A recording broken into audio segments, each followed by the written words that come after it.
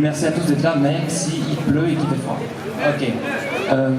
Moi, je suis au lycée et ça fait 2 ans que, on va dire que je m'inquiète pour le climat. Avant, je m'y intéressais, c'était normal.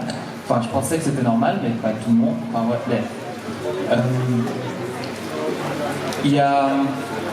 je suis pas venu pour parler de moi, en fait.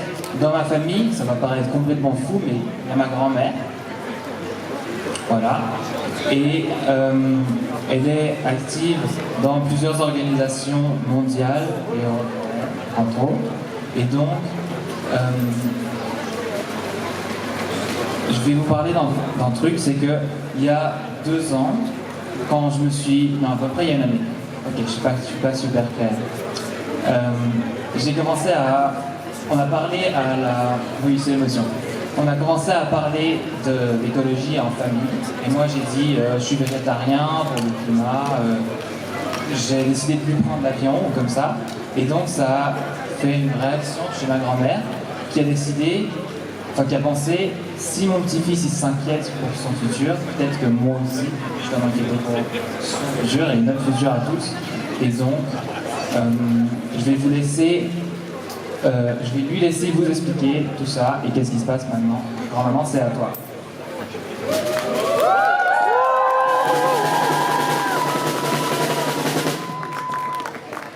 Mon nom est Mireille Grosjean, j'habite les Brenets, je suis prof à la retraite. Je dois participer à des congrès à travers le monde. Je voyage depuis 10 ans.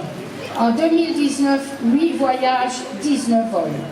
Mais Samuel manifeste dès la première heure. Un choc pour moi, il se pousse. Mes voyages, ça ne peut plus durer. Déjà avec notre première fille, la mère de Samuel, j'ai constaté que l'éducation était une activité réciproque. Et voilà que Samuel m'éduque. Je l'ai aussi constaté dans mon travail de prof. Samuel est en train de m'éduquer sans aucune parole, juste par sa vie, son engagement, ses activités, ses réflexions. J'ai un congrès en Serbie, je vais jusqu'à Belgrade en train de nuit. J'ai un congrès en Finlande, je reviens en bateau, puis en train de nuit de Hambourg à Bâle. Pour 2020, 4 voyages, 5 vols. Vers le Canada en bateau, vers Cotonou-Bénin en avion, ça c'est pas possible autrement. Mais vers la Vendée en train jusqu'à Nantes, vers Herzberg, nord de l'Allemagne en train, il y a d'autres solutions que l'avion. Je vais les trouver.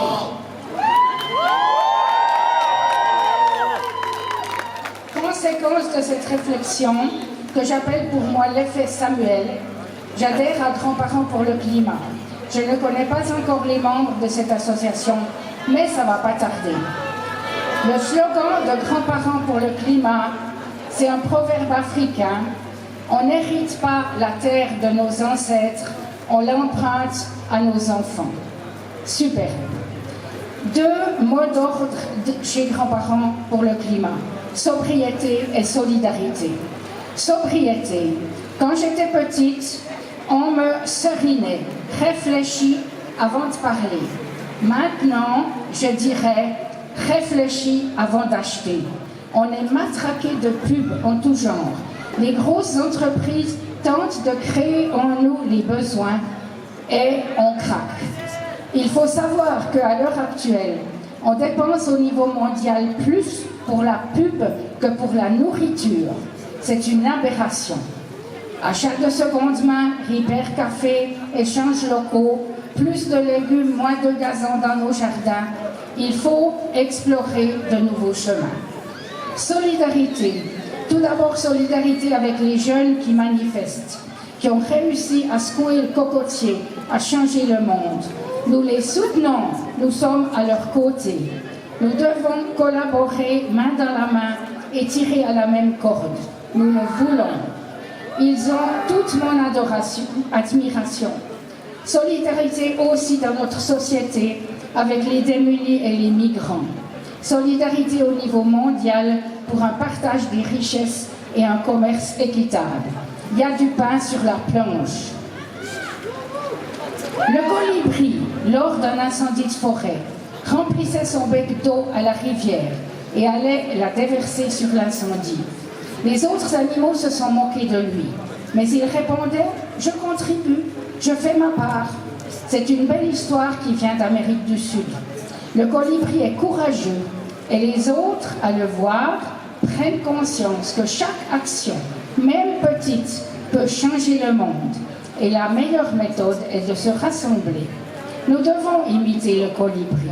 Nous devons repenser nos habitudes et commencer une nouvelle vie, même si les autres continuent à polluer. Si nous faisons une petite action positive, le monde a déjà changé. Les petites actions finissent par payer. Et aujourd'hui, l'union fait la force. Notre association existe et travaille avec beaucoup d'autres. Les générations se mélangent et se tendent la main. Une citation. Si les hommes parlent d'une même voix, d'une seule voix, ils peuvent changer le monde.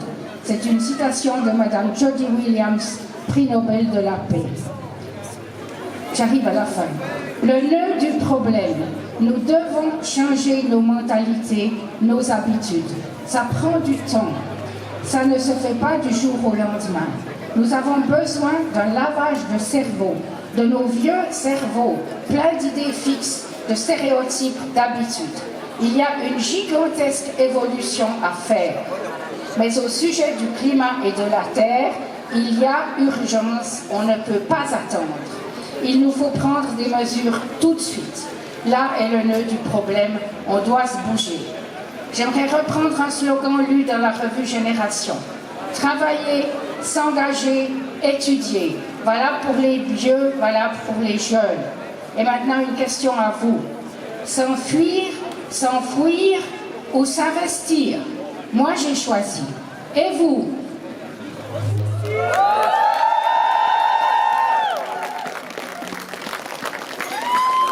Merci. Et maintenant,